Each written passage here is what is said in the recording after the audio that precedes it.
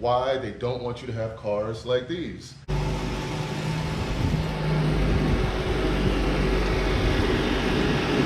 Before I do, I'm gonna do a quick little downshift.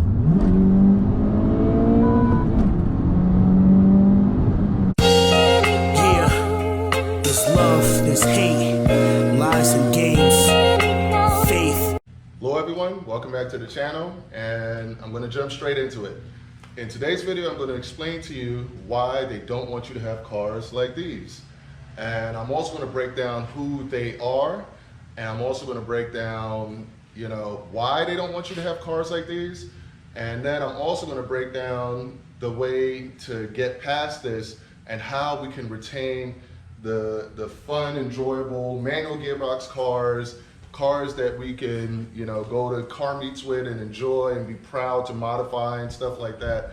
I'm going to explain how we can keep those freedoms, and I'm going to go into the whole history of why we are where we are in this moment in time in August 2024.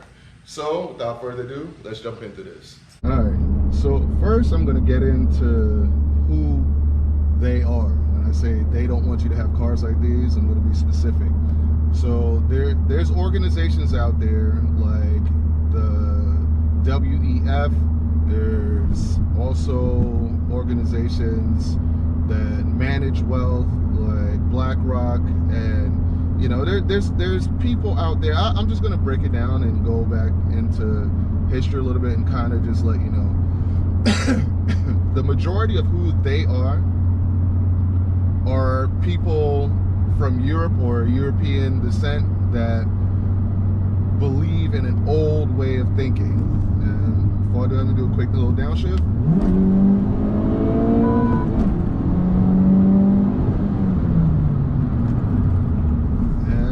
Definitely don't want you doing things like that, like enjoying your Type R like that. That's definitely one of the things they don't want you to do, is to have fun, enjoy your cars, own your own things. Like, the WF, they have their regular annual meetings and forums and stuff like that. And one of their things is you will own nothing and be happy.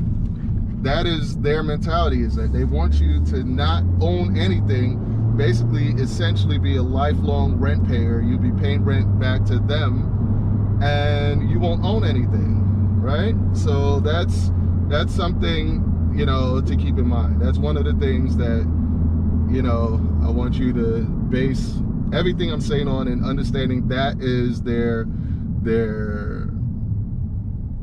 way of thinking. That's their mission statement, basically, right? So in understanding that, I want to go back into the history, right? Look up the history of the British monarchy. Look up the history of Germany, from going from Rome to for the Roman times till now. Go look up the history of Sweden, Norway. Look up the history of the Vikings. Look at the history of ancient Rome, and it's all the same thing.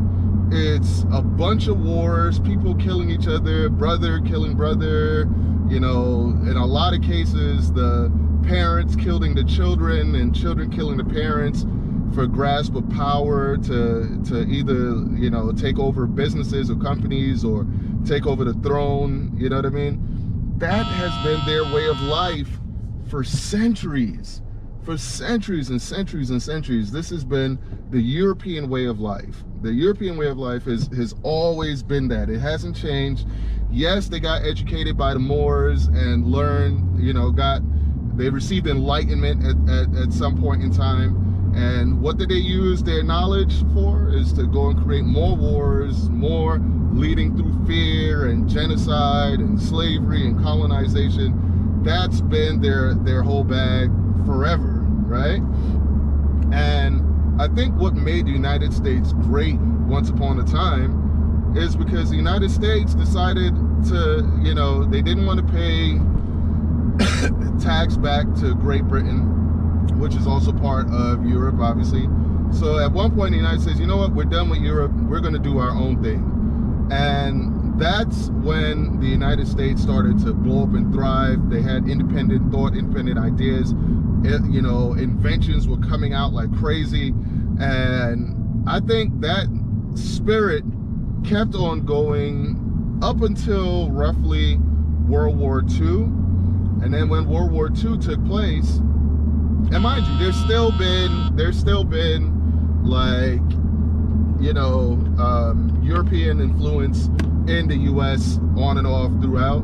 But after World War II, the US brought in a bunch of German scientists, German propaganda ministers, and people that were higher up in the Third Reich, people that were high up in the Nazi organization. So the US absorbed a bunch of Nazis into the US government, and slowly but surely their ideals and their idealism started spreading through the US, while also that freedom that was the US at one point. When I say freedom, I'm not saying the US was a totally free place, because obviously the US still had slavery, the US still had Jim Crow laws, and the US had its own problems, just like any place else has their problems. But their freedom from Europe was very short-lived, because those same European people ended up becoming involved inside US politics. And it's been that way ever since. But we would still have glimpses of the greatness that the US could be once it kind of forgot about European influence. Like, if you remember, look back at the 80s and the 70s, 80s, and 90s, and do you remember what, like, or just Google it. Go look up Michael Jackson concerts from back in that time frame, from like the late 70s and 80s and even into the 90s. And you would see people fainting and passing out at the concerts, and just, you know, there was, and it was all walks of life of people. They were old, young, white, black, Spanish, Asian, like it didn't make a difference. That was like kind of the tip of the iceberg of what a world can be if it breaks away from those old European ideals and way of thinking. Because you have to understand, like, culture is a very hard thing to break. And when your culture has been war, you know, infiltration, like essentially grasping for power every which way you could and trying to keep power away from the people, like, it's a very difficult thing to shake, you know. And some of these people, they still believe in Ragnarok. They still believe in the end of days. So everything that they do, everything that they work towards is to bring you to that point. They want to bring you towards the point of Ragnarok, you know, the end of days, like, you know, and then after everybody's dead, then somehow something good happens. And for me, I'm like, listen, keep that over there in your countries in Europe. If that's what you believe, fine. I'm not trying to diss it or nothing, but don't spread that ideology to the rest of the world. You guys, you believe in that, you keep that, let that be your thing, and give the rest of the world freedom from your idealism and your wars and your mentality, and let us thrive and see what we can do. And I think once we have the freedom away from European ideology and you know, European policies, because people don't realize the WF and Klaus Schwab, look up Klaus Schwab and see who he is and see who he reminds you of, right? Look up Klaus Schwab and see if this is somebody that wants you to be free to own land, to own cars. Oh, by the way, shout out to the Honda over there. We got it looks like a 90s Honda Civic. Had to point that out. But yeah, look up that guy, right? And try and understand how he's the influence to many of the policies that the US rolls out, that many of the world, you know, is living under. And then think to yourself, does that even make sense, right? And I'll take you a step further, right? Yeah, shout out to that Honda Civic over there. It's nice. But I'll take it a step further, right?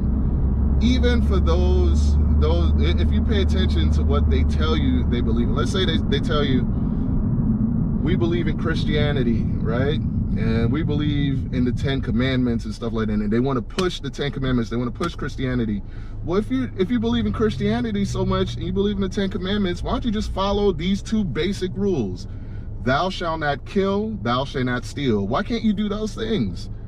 Why can't you do that? Like, you know what I mean? It's if you really use any form of common sense, you're going to realize that they've been selling you lies and controlling you through fear, for so long, and it's time to stop. And it took a car guy, a guy that just enjoys car culture, and car culture is essentially human culture.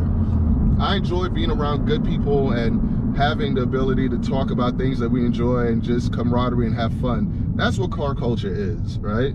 And these people, they're trying to combat car culture, which is human culture, and they're trying to make us into senseless drones. They want us to drive electric cars that, you know, if you miss your payment, the car is going to drive back to the dealership and you no longer have that car anymore. You know what I mean? Like, it's just, why would you buy into that system? Why would you follow that system? It's not sustainable, and it's only going to lead to more death, more genocide, more just unhappiness. And I believe, like, as human beings, we have a short time on this planet. Why not be happy? Why not do things that make us happy? Why not buy a Honda Civic Type Rs? Bring back cars like the Camaro SS1 Elite. Bring back the Z01s. Bring back manual gearbox cars. Like, if you're worried about the environment, there's solutions. I can give you a bunch of solutions right now. If you're so worried about CO2, in the atmosphere and stuff, start building massive CO2 scrubbers all around the planet, and bam, that fixes your CO2 problem right there. All the, it's the environment. It's not that. It's power, money, control, fear, and that's all it is. If you're saying, okay, because the world is going to get warmer no matter what you do. No matter what we do, the world is going to continue to get warmer because the sun is going to continue to expand. And ultimately, our only salvation is going to be our love of exploring and innovation. And the only way we can continue to innovate and build new things is to have the freedom to do so. So I'll give you an example. We can decide to look for new alternative fuels that burns cleaner. And in the space of doing that, we could come out with new fuel that would allow us to travel to other planets and basically get to a point where we can live in other parts of the universe. But we can't stifle that thing that makes us human. If you want to stifle our creativity and basically just turn us into enormous rent payers, humanity will eventually die out. We will go extinct. So I'm saying this, like, we're at a point in time where it's time to change. It cannot be business as usual. We can't just blindly follow the policies of past, because these people do not have your best interest in mind. All they care about is keeping you under their thumb, under control, and keeping the amount of power that they have for as long as they can have it. That's all they're thinking about. They're not thinking about you. They don't care about your well-being. And I think us as a people, we have to put our money where in things that mean something to us, things that benefit us. You know what I mean? So rather than going out and buying the EVs and the stuff that they want you to buy, go ahead and buy a Honda Civic Type R, buy an Acura Integra Type S, buy a Subaru WRX, buy a Golf R, a Golf GTI, buy a Hyundai Elantra N, buy a Ford Mustang. Like, by the way, shout out to Race Car 21, shout out to the whole MOC, shout out to to 100 Gang Nate, shout out to Blueprint One Elite, Q to Chaotic, shout out to Will Motivation. You know what I mean? It's time for the people to start looking at the facts of things, looking at the reality of things, and really start putting our money into things that benefit us. You know what I mean? Stop going blindly and following things that do not benefit us. And think, like for example, right? Like, I was talking about Christianity a while ago, right? Think about this for a second, right? I grew up in the church. I actually even used to teach classes in the church, within Christianity. But I remember there was a point where I went to my pastor and I said to him, I said, hey, this really kind of bugs me. It doesn't make sense. How come the same people that falsely accused Christ and took him to court and killed him in one of the most horrific ways on a cross? They nailed you know, nails through his arms, his legs, his toes, and they bled him dry and let birds come and pick at him, and you know, they laughed at him. How come those same people, the Roman Christians, the Roman Catholics, how those same Romans are the same ones that introduced Christianity to the rest of the world? How come those are the same people that went out and popularized them after they murdered him, right? And why is it do we have to wear a cross, this horrible thing, this tool of death that they used to kill him on? Like, none of that made sense to me. And you know, my pastor didn't have any answers. He was like, oh, you just got to go on faith, don't worry about any of those things, just go on faith. He had no explanations. And I'm like, well, it just doesn't make sense. There has to be some reason why those same people that killed them went and basically used his story, and they sent missionaries all over the world, and they're pushing everything everywhere. And I think essentially it's the same thing. Sorry, still getting over and not feeling well recently, but you know, this video's been on my mind for a while, and I wanted to bring this to you guys, so that's why I'm doing this. But I was like, you know, what was their motivation? And I remember in my studies there was I think an emperor, or a guy named Constantine, that back then they always used to see things in a dream, and then they would use it to come out and, you know, and implement it in law and stuff. But there was a guy named Constantine that saw the cross in his dream, and then in that dream it said en hoc signo vanca, which basically means in this sign we will conquer. Then it created the Nicene Creed, and you know, and they use that. They say, okay, these people really beloved this guy, they love this guy, so we're going to tell them that, you know, he was the Son of God, and we're going to go out, and if you don't believe in him, we'll kill you. Like, basically, the Nicene Creed, you had to recite the Nicene Creed and renounce all your other gods. They realized this guy was such a popular figure that they would use him to control the population. And like I said, that's been their bread and butter. It's always been a thing of power, money, and control. And it's no different now with these cars. They try to tell you, oh, you know, oh yeah, these people, they really want to save the environment. So let's hop on that whole environment thing. We're going to sell them an electric car that we can listen to everything they say while they're driving it. We could cut it off, we could turn it off, we could return it to drive, we can take control of it, and then they won't feel that need to congregate and go to car shows and car meets and talk to each other and spread ideas, because who wants to do that with a boring electric car? Right? So I'm telling you, it's not that I'm against the innovation of electric vehicles and stuff like that. It's not that. It's the people behind it and how they use things to control you. So I'm telling you now, if you're listening to this, you know, hopefully they don't ban this video or whatever, but if you're able to see this and hear this, put your money into things that benefit you. Go out and befriend somebody that's different from you. Don't be controlled. Don't fall into the tribalism of Europe. Europe is filled with a bunch of tribalism where they kill each other because you're from a different tribe, we have different beliefs. We don't have time for that anymore. It's time for new ideas. It's time for new thinking. It's time for humanity to unite and to have fun. Enjoy yourselves. Enjoy your cars. Enjoy your friends. Enjoy your family. Embrace love. It's time. It's time for like a new way of thinking. It's time for a new way of living. So I hope you guys really understand what I'm putting out there. Hopefully you can relate, and hopefully each one of you can be a part of that change. You know what I mean? Hopefully you guys can break out of the matrix and start doing things that benefit humanity and ourselves, and hopefully we can move in love and positivity and get away from the tribalism, get away from the always wanting to hurt and kill and fear and destruction. The future can be bright if we unite and make it so. If we decide to work together, we can make the future extremely bright. There's nothing that we cannot do.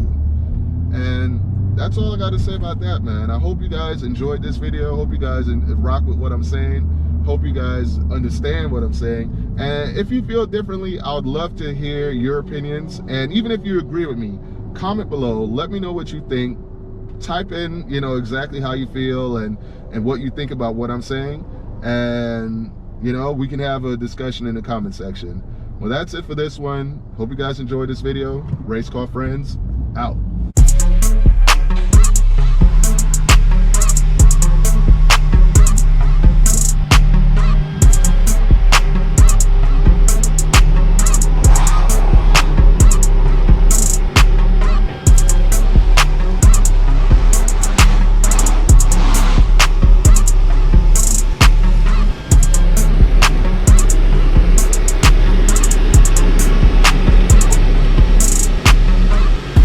To do like a full walk around so you guys can appreciate just how beautiful this FL5 Honda Civic Type R is.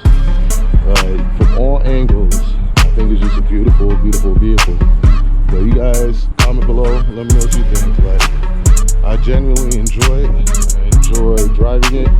I enjoy looking at it.